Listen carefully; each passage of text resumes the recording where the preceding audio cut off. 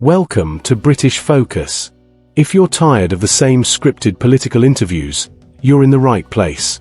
Today, we're breaking down yet another predictable media appearance by Keir Starmer and the Labour Party. Time and time again, we see the same routine: dodging questions, stuttering responses, and a complete refusal to take responsibility. Instead, everything is somehow the Tories' fault, regardless of context. In today's video, we'll be analysing a Sky News interview where the Prime Minister is put under real pressure. But, as expected, there are no clear answers, just the usual sidestepping and vague rhetoric. Why is it that every time Labour is questioned, we get the same deflections instead of genuine leadership? Beyond this interview, we'll also cover some of the biggest headlines making waves across the country. So, before we dive in, don't forget to hit the like button and subscribe to British Focus for in-depth analysis on the stories that matter. Let's get started.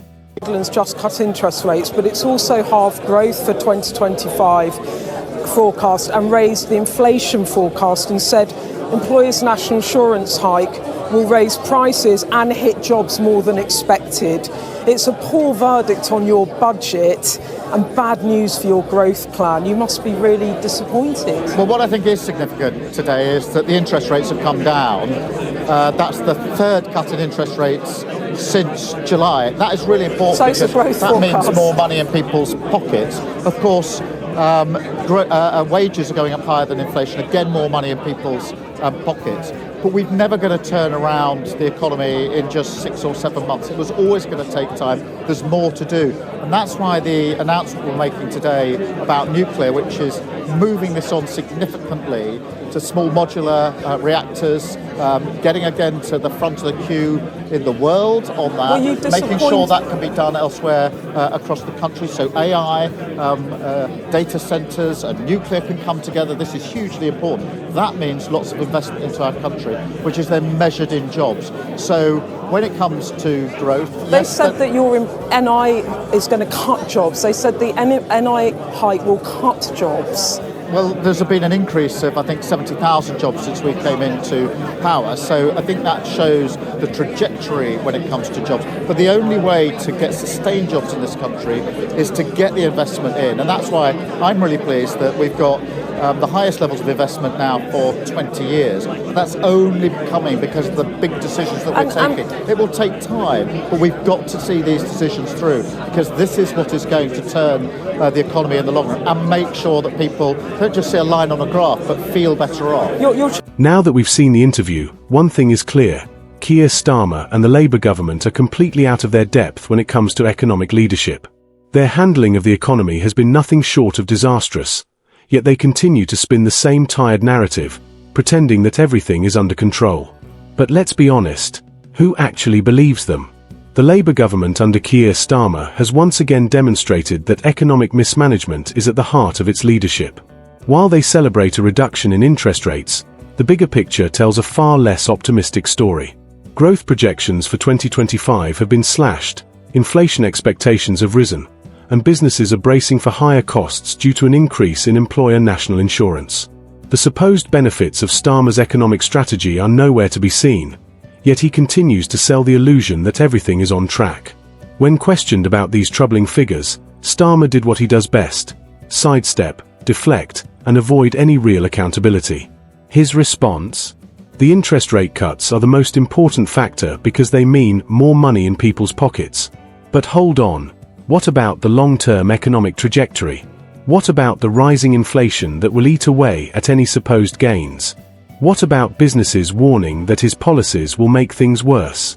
Rather than acknowledge the deeper issues, Starmer sticks to vague, feel-good rhetoric, hoping the public won't notice the cracks forming in his grand economic promises.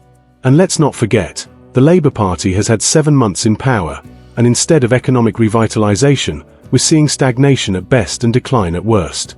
Starmer claims that turning the economy around was never going to be a quick process, but let's be honest, his government isn't turning anything around, it's actively making things worse. The increased employer national insurance contributions are a direct attack on businesses, discouraging hiring and potentially leading to job losses. The rising inflation is another blow to working families who are already struggling to keep up with the cost of living.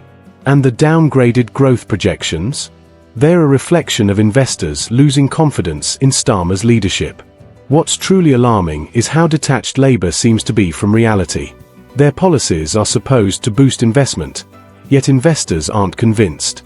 Starmer proudly announced new initiatives in nuclear energy and AI-driven data centres, claiming they will lead to economic transformation. But where's the proof that these projects will have a tangible, positive impact on people's lives?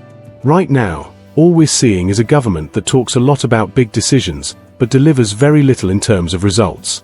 Let's talk about the so-called £22 billion black hole, the claim Labour used to justify their economic agenda. Starmer and his team insisted that the country's finances were in dire straits. But now, 7 months in, they've managed to spend nearly £100 billion. So what happened? If there was truly a financial disaster inherited from the previous government, where did all this money suddenly come from? The reality is that Labour has been reckless with public funds while simultaneously making life harder for businesses and working people. The black hole argument was nothing more than a political smokescreen to justify their spending spree. The public isn't buying it, and social media reactions prove it. One user pointed out that the economy has stagnated or shrunk rather than grown since Labour took over. Another called out Starmer's team for lying about the black hole, questioning how they could justify their spending if things were truly that bad. And it's not just critics online. Business leaders, financial analysts, and even some within Labour's own ranks are quietly admitting that the numbers don't add up. Then there's the argument Starmer loves to use: we have to make tough decisions. But let's examine these so-called tough choices. Increasing employer national insurance? That's not tough, it's counterproductive. Raising inflation forecasts while slashing growth projections? That's not responsible. It's a warning sign of deeper economic failure. Starmer's government isn't making tough decisions. They're making bad ones, and the British people are paying the price. Meanwhile, Labour tries to shift the blame elsewhere. Every economic setback is somehow the fault of the previous Conservative government. But let's be clear, 7 months is more than enough time to set a clear economic direction. Instead of doing that, Starmer and his Chancellor have relied on the same tired excuses while pushing policies that do more harm than good. There's no denying that the UK economy needed leadership, stability, and strategic planning. But under Labour, all we've received is vague optimism, poor policy decisions, and excuses when things go wrong. The economic reality under Starmer's government is rising costs, declining confidence, and a shrinking outlook for the future. If this is what Labour calls progress, we should all be deeply concerned about where they're leading us. So, what do you think? Are Starmer's economic policies helping, or is he just digging the UK into a deeper hole? Let us know in the comments, and don't forget to like and subscribe to British Focus for more in-depth analysis of the stories that matter.